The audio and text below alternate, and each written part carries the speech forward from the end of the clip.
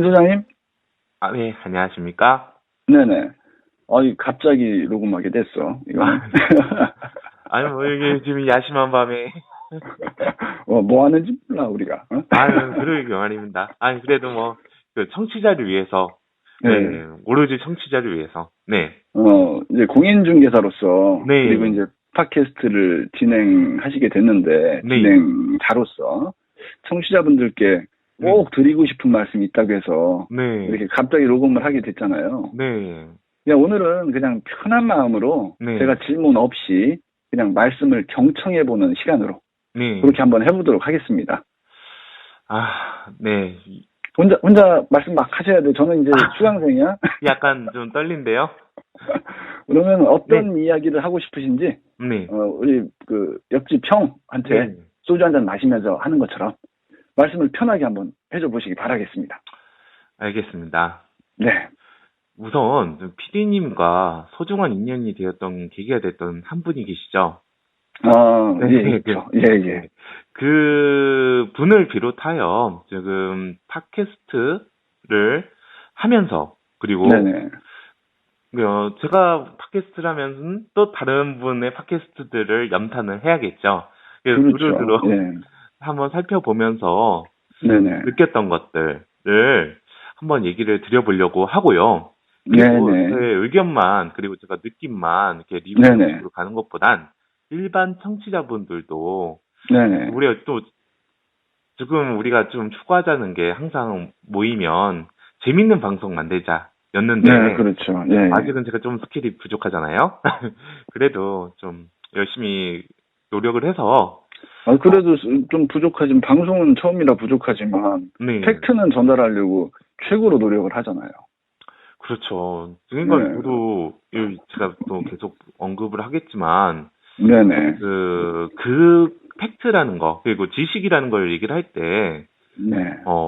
제가 틀린 지식을 얘기하면 어떨까? 근데 제가 그걸 모르고 음, 있어요.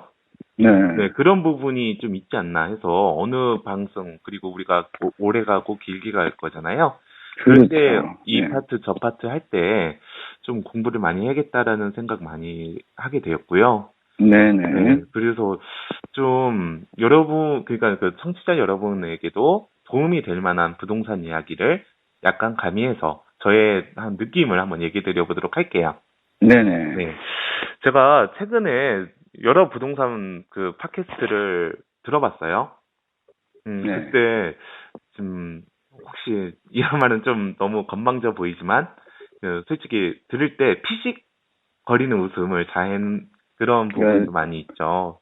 그러니까 들으면서 갑자기 피식 웃음이 나온다는 얘기죠? 네, 그렇죠. 그래서 어, 쉽게 말해서 네. 어떻게 저런 얘기를 저렇게 당당하게 하나 틀린 얘기를 음, 그리고 알고 있어도 반만 알고 있구나. 음, 반만 알고 있다는 거는 그게 왜 그렇게 돼 있는지, 예를 들면 법률이 나와 있으면, 이게 우리가 부동산이 법률로 많이 묶여 있잖아요. 그 법률이 그렇죠. 왜 그런 게 있는지에 대해서 얘기를 할 때는 전혀 모르는 거예요. 음, 전혀 모르니까, 뭐, 예를 들면 요번에 투기가열지구에 대해서도 많이 얘기를 하잖아요. 네네. 네, 그 건에 대해서 어떻게 생겼는지, 무엇을 위해서 생겼는지를 잘 모르니까, 그냥 음, 그게 거대한 하나의 규제다라고만 생각하고 얘기를 하는 음, 거예요. 아, 그러니까, 저분은 잘 모르는구나라는 게 느껴지는 거죠. 문제는 정말 기본도 안 되는 사람들이 전문가라고 칭하거나 음, 아니면 자기보다 전문가로 보여지는데 제가 보기에는요, 네, 예, 예. 그것을 비난한다는 게 상당히 웃겼어요. 그렇죠. 네. 그리고 팟캐스트를 하면서 많은 분들이 뭐 투자를 받아서 공동 투자를 한다던가 비싼 유료 회원을 모은다던가 아니면 네, 분양 물건을 대놓고 광고를 한다던가 아니면은 솔직히 모든 팟캐스트가 회원들에게 자신의 그 인지도를 높이는 방법은 있긴 있지만 홍보를 하지만 그렇죠. 네, 예, 직접적인 그게 팔로우로 하시는 팟캐스트들이 대부분이더라고요.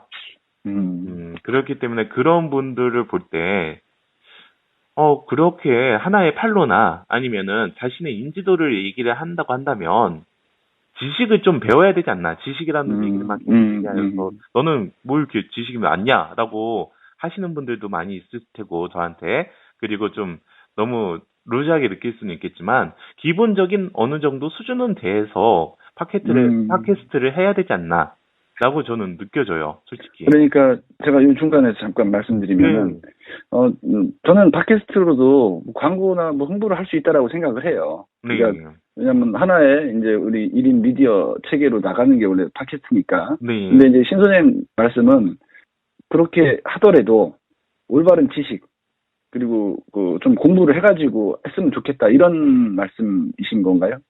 제가 그렇죠. 예, 맞습니다. 네. 이게 우리가 네. 반대 국부가 없는 네. 그런 건 없다고 생각을 합니다. 네. 뭐 예. 홍보 우리는 좀 인지도가 있기 전까지는 저를 숨기자고 얘기를 말씀 주셨잖아요. 인지도를 좀 줄이고.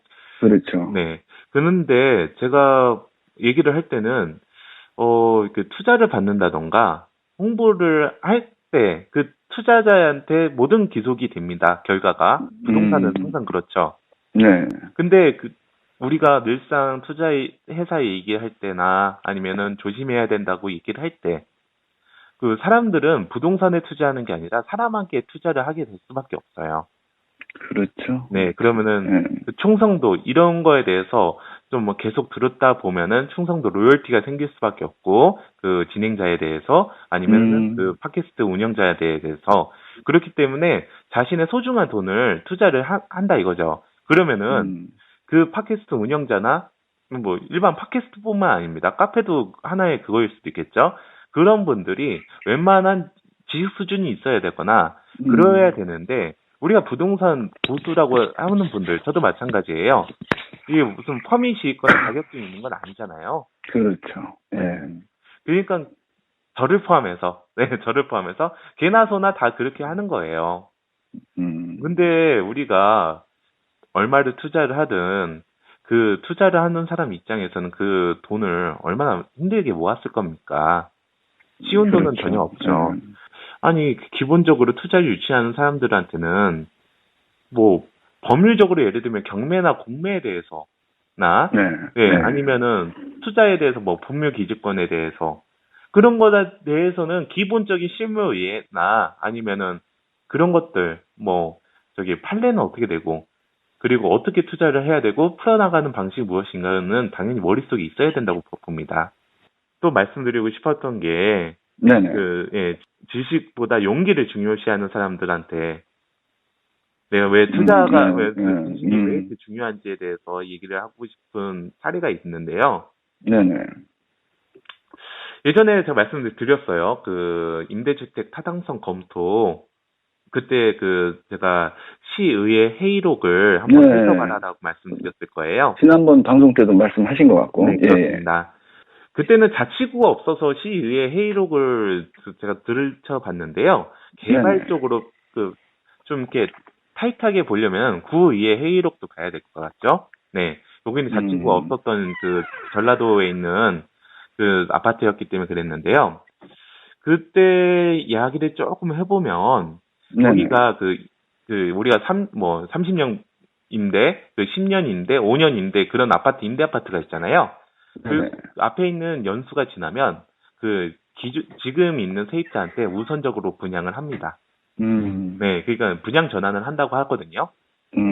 거기도 하나의 입주장이에요. 왜 그러냐면 조성 원가로 줘야 됩니다. 그때 착공 당시에. 그러기 때문에 국민주택 기금을 받는 거거든요. 건설사가. 네, 그러기 때문에 분양 전환을 하면 되게 저렴한 금액으로 분양 전환이 됩니다. 그러면은 임대가 끝나고 분양으로. 솔직히 근데 이런 말씀은 우리가 계층 간에 얘기를 하는 건 그렇지만 임대주택은 통상적으로 관리가 좀 안 된다는 우리 개념들이 있어요. 네, 개념들이 좀 있고 실질적으로 약간 그런 면도 있긴 있는데 근데 문제는 그 주변에 있는 아파트보다 현저히 가격이 낮은 가격으로 분양 전환이 되기 때문에 거기에 또 프리미엄 형성이 되는 거예요. 네. 근데 여하튼 문제는 그 지역 같은 경우에서, 문제가 됐던 지역 같은 경우에서는 초기 분양이, 초기 분양가가 너무 비싸서, 네, 그 비상대책위원회가 생겼고, 그 입주자 대표 회의 내에서도 큰 마찰음이 있었던 그 지역이었습니다. 아, 그리고 그 임대사업자, 그때 당시에 무슨 건설사에서 그 7개 임대사업자가 그 물건들을 그게 한 2,000세대인가 그런데 그 7개 업체가 그 나눠서 가지고 있다고 보시면 됩니다. 네. 2,000개 그 2,000호실의 아파트를 아파트를 7개로 나눠가지고 한 임대사업자가 300개씩 네, 나눠가졌네. 그 정도 되었었죠. 7개 임대사업자 중에서 한 곳이 네. 그 불법적으로 새마을금고에 대출을 일으킨 거예요. 300세대 정도 되거든요. 근데 이게 원래는 안 돼요. 근데 여기서 불법적이라는 거는 얘기가 나온 게 뭐냐면, 원칙은 임대주택법에 보면 네. 그 임대주택에 대해서는 그 보전처분 비슷한 게 나와요. 그러니까 그 거기다 근저당이나 설정을 한다던가 압류, 가압류를 할 수가 없습니다. 그거를 보호하기 위해서 그런 거거든요. 그 세입자분들을. 근데 그거를 할 수 있는 게 분양 전환이 됐을 때는 그게 가능해요. 그 부기등기가 생겨요. 이 물건에 대해서는 그 압류, 가압류 같은 네, 처분 행위를 할 수가 없다. 네. 그러니까 그쪽으로 경매를 못 집어넣어요. 이게 법률적으로 그렇게 제도적으로 만들어 놓은 거예요. 갑자기 임대사업자가 가지고 있는 건데 그게 만약에 경매가 넘어갔으면 세입자분들은 그 또 거긴 저소득층이 모여 있는 데인데 그러면은 주거권을 잃어버리는 거잖아요. 그렇기 때문에 그거를 박아놓는데 그거를 약간은 탈법적으로 그래서 그 시청이 좀 그 소송이 걸린 게 그거예요. 왜 분양 전환을 안 했는데 그 말소를 시켜줬고 그리고 그거에 대해서 근저당이 설정이 됐냐. 근데 그거에 대해서 행정처분을 안 했다라는 거죠. 그래서 그 시청에서도 소송이 들어갔었던 거고 그리고 그거랑 별도로 이게 초기 분양가가 너무 비싸니까 우리는 이거를 못 받겠다라고 했었는데 근데 이게 왜 제가 좀 어렵게 얘기를 드렸냐면 좀 정리가 안 될 수 있습니다. 그 두 개 업체입니다. 두 개 업체가 가지고 있었던 게 244억 개의 호실이에요. 정확하게는. 그게 근저당이 잡혀가지고 경매에 넘어가게 된 거예요. 그래서 그게 솔직히 그 물건은 경매 직전에 비선적인 루트로 우리 비선 실세라고 하잖아요. 소위 말해서 그 296건의 실세가 그 우리 루트로 넘어오게 된 거죠. 이거를 사라. 네, 그때 금액이 정말 지금 생각하면 말도 안 되는 금액이었습니다. 아주 저렴했죠. 네, 그때 저는 밤새 이게 임대주택법도 살펴보고요. 우리가 이런 법률을 살펴볼 때는 시행령과 시행 규칙도 봐야 되고요. 그리고 또 이렇게 어떻게 보면 또 시행 규칙까지 봤는데 시도 조례도 볼 수도 있어요. 그래야지 내가 아는 답을 얻을 수가 있고요. 그리고 그 아파트 자체가 뉴스에서 자주 언급되는 분쟁 아파트라서 뉴스도 많이 살펴봤어요. 그리고 제가 말씀드리듯이 시의회 회의록에 회의록을 우리가 그 단어를 선택을 할 수가 있거든요. 그 아파트 명을 치니까 거기에 대해서 언급된 것들을 코멘트들을 제가 볼 수 있었죠.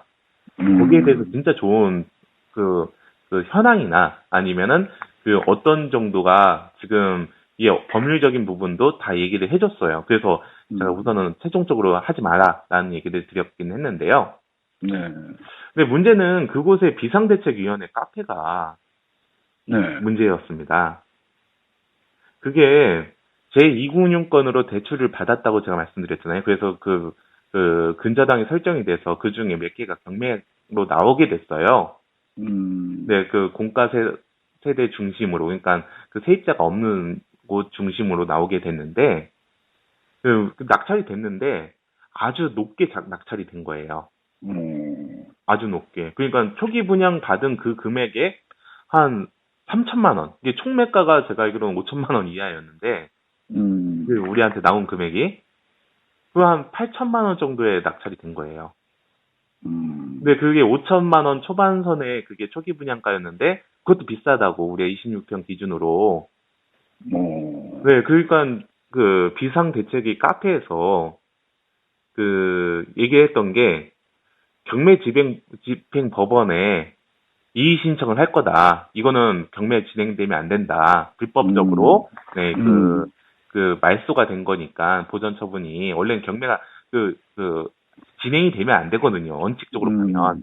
그러니까 시청에서 그 행정처분도 못했고 이게 좀 위법하게 그 보전 처분이 없어져서 경매가 가능한 겁니다. 근저당이 설정이 됐기 때문에. 그렇지만 조합이란다 죄송합니다. 카페, 비상대책위원회에서는 예, 법원에 이의 신청할 수 있는 자격이 안 돼요. 법원에서 입장에선 보면 이게 어떻게 그 위법하게 그 말소가 됐다 안 됐다 그런 건 상관이 없거든요. 돈을 빌린 팩트가 있고 그 근저당 설정을 했으며 그리고 저기 그 은행권에서 제2금융권에서 경매에 집어넣었으면 그 금액이 그러니까 이 근저당에 있는 금액이 이게 부존재가 하느냐 그러니까 원래 있는 돈이냐 없는 돈이냐만 살펴보지 그 돈이 불법적인 부분이다라는 거는 경매 집행 법원에서는 타산을 안 하죠. 빌린 것만 확인을 하는 거죠. 네, 그런 부분들 살펴봐야 돼. 그런데 그런 부분에 대해서는 그 이의 신청을 하려면 이해관계인만 이의 신청이 가능합니다. 집행법상에. 네. 근데 여기 비대위에서는 전혀 이해관계자도 아닙니다. 그냥 대표자 회의 뭐 그런 비상대책이니까 대표회의는 또 따로 있었고 그냥 이건 법률적인 부분도 그 인정되는 단체도 아니었습니다. 비대위는 대부분 법률적으로 인정받는 단체가 아니거든요. 그리고 두 번째로는 이게 우리 저기 임대주택 같은 경우에서는 뭐 그쪽에 부도가 나서 그 경매가 진행이 되는잖아요. 임대사업자가. 그러면은 그거에 대해서 그 우선 매수 청구권을 형성을 시킬 수가 있어요. 네, 그거에 대해서 세입자가 그 기존에 있는 세입자가 네, 근데 그러니까 그 기존에 있는 세입자가 얼마에 팔리든 내가 이 금액으로 경매를 사겠습니다. 라고 저기 할 수가 있어요. 그건 저도 얘기 들어봐. 네, 그게 왜 그러냐면 그 세입자를 보호하기 위한 건데 우리나라 경매에 아마 두 가지뿐이 없을 거예요. 공유자의 우선 매수 청구권하고 이거 임대주택에 대해서의 우선 매수 청구권 그렇게 있을 것 같은데 여하튼 근데 문제는 뭐냐면 물론 우선 매수 신고가 들어왔다라고 하면 가격은 떨어지긴 하겠지만 아니 8천, 7천 그렇게 낙찰받은 물건들이 자기는 5천 이하로 그 분양을 받기 위해서 비대위도 형성시켰는데 만약에 그 6,500에 낙찰이 됐다. 그러면 그 금액으로 가져가야 돼요. 그게 말이 되냐고요. 무슨 말인지 아시죠? 네. 근데 그거를 이거면 다 됐다. 문제가 없다. 경매가 넘어가도 이거 뭐 이의 신청하면 되니까 탄원서도 보냈다라고 하더라고요.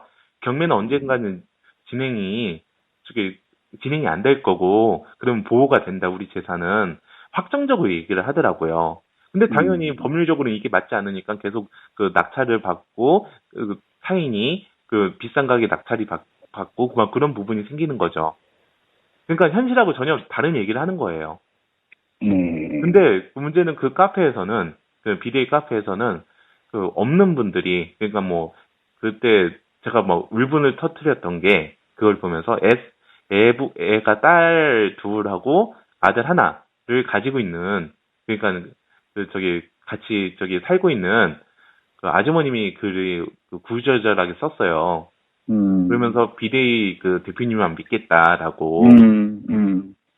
근데 그래서 생각을 한 거죠. 아니 고문 변호사만 그 검토만 받았어도 전혀 나올 수 없는 얘기를 비대위라고 해서 이것뿐만 아니라 사실관계나 그런 것들을 틀린 것들을 많이 얘기를 하더라고요. 근데 다른 사람들은 그거를 믿고 있어요.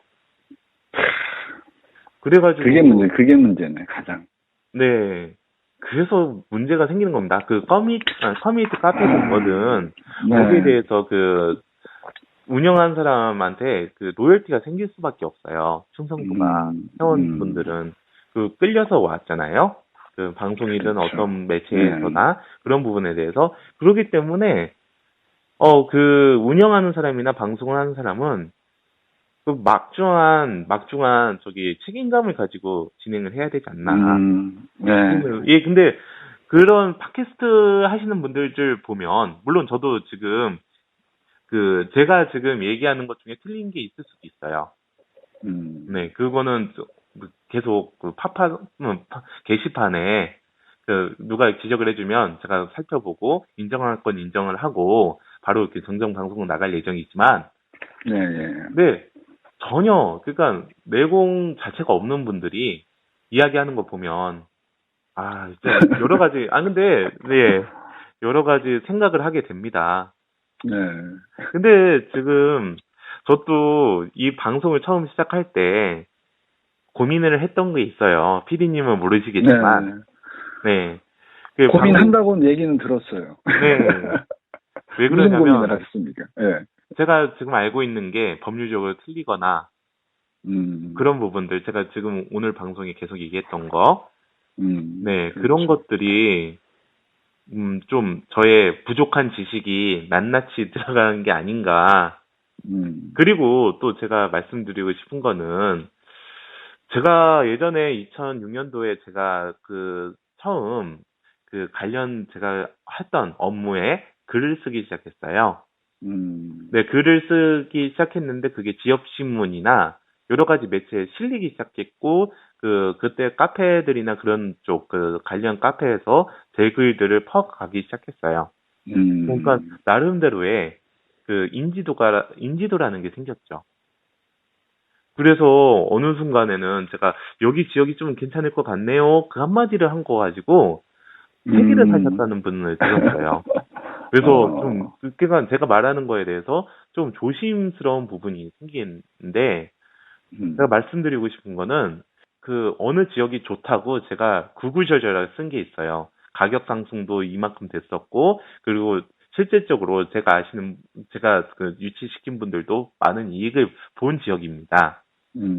그래서 거기는 지금 현재 내에서 부동산 가치가 아직 저평가가 돼 있다라는 감히 그런 글을 썼어요. 근데 알고 보니까 그 지역이 특정, 전문직, 한 70명 된다고 하더라고요, 말로는.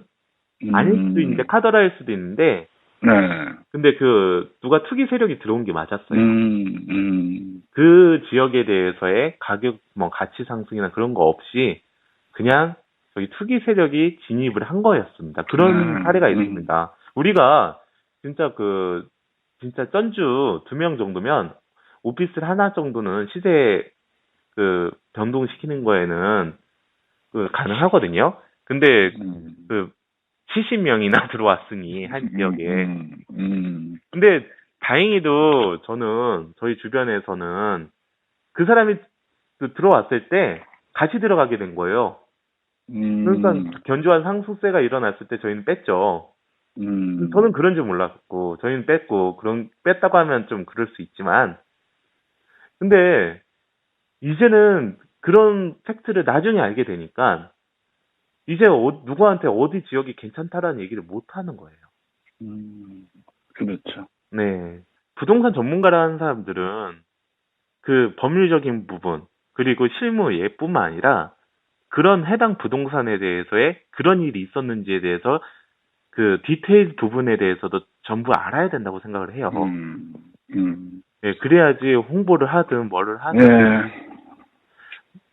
그래서 제가 말씀드리기에는 저를 비롯해서 저는 제 스스로 제가 전문가라고 얘기를 안 하잖아요.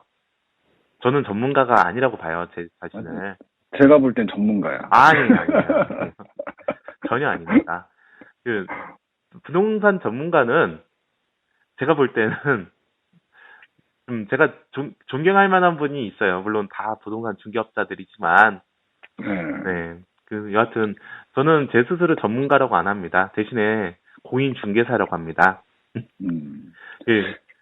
그래서 예전에 말씀해 주세요. 더 얘기 더 아닙니다. 네. 예전에 그 한 원장님하고 방송 만들 때 네. 항상 공부를 한다고 그러더라고요. 끊임없이. 아, 그러니까 자신이 뭐 바뀌는 상황이라든지 여러 가지를 공부를 안 하면은 또 가르쳐야 되잖아요. 사람들을. 네. 실무에 있는 분들을 가르쳐야 되거든요. 공부를 계속하지 않으면 도태되는 것 같다. 그래가지고 계속 새로운 부동산 시장이 바뀐다고 그러니까 네. 계속 찾아보고 공부하고 지금 신 소장님 말씀하셨던 대로 네. 그런 어떤 그 시행령이나 시행 규칙 뭐 이런 것도 일일이 또 따지더라고요. 다. 그래서 참 대단하다 이렇게 생각을 했었거든요. 근데 보니까 신 소장님도 그런 스타일이네. 한 원장님은 제가 그 방송을 들어보면 내공을 안다고 했잖아요. 예, 예. 그 한 원장님이 중개를 하셨던 사례를 하나를 말씀드린 거 있어요. 네, 네, 네, 네, 네. 예, 뭐 말씀하세요. 예, 예. 그분을 보면 그거를 들어보니 이분은 좀 보니까 상류층 분들하고 좀 그런 네. 쪽의 중개를 하시는 거니까 메이저리그에 중개를 하시는 분 같더라고요. 그러면 그 정도까지라면 그러니까 내공은 정말 대단하신 분 같아요. 그런 분에 대해서는 제가 그 도둑지열이죠. 일단은 저는 그런 것 같아요. 오늘 그 신 소장님 말씀하신 거를 한 줄로 내가 정리를 해봤어. 어떤 게 어떻게요? 공부하지 않는 사람을 부동산 전문가라 부를 수 없다. 참 대단하십니다. 제가 지금 한 30분 떠든 것 같은데 그거를 네. 아니 그 말씀을 하시는 것 같았어. 난 딱 이렇게 하시는 얘기를 들어보면서 네. 항상 얄팍한 그 지식도 아니고 네. 어디서 주워 들은 거 가지고서 말을 돌리고 그 다음에 그거를 임기응변식으로 계속 바꾸고 그리고 신 소장님 아까 말씀하신 대로 네. 부정적이면 전문가가 될 수 있다라고 부동산에서 말씀하신 것처럼 네. 그냥 언제 어떻게 떨어지고 언제 또 올라갈 기세가 있고 이런 걸 그 분석하는 게 아니고 네. 그 부동산 이제 거의 다 떨어져요. 안 좋아요. 이런 식으로 하면은 거의 50%는 맞는다는 얘기 아닙니까? 그 50%보다 더 큽니다. 네. 오늘 방송의 결론을 제가 내린다면 아까 말씀드렸듯이 공부하지 않는 사람을 부동산 전문가라고 부를 수 없다. 우리 공부해야 된다. 네. 근데 추가로 하나 더 말씀을 드릴게요. 네. 부동산뿐만이 아니고 네.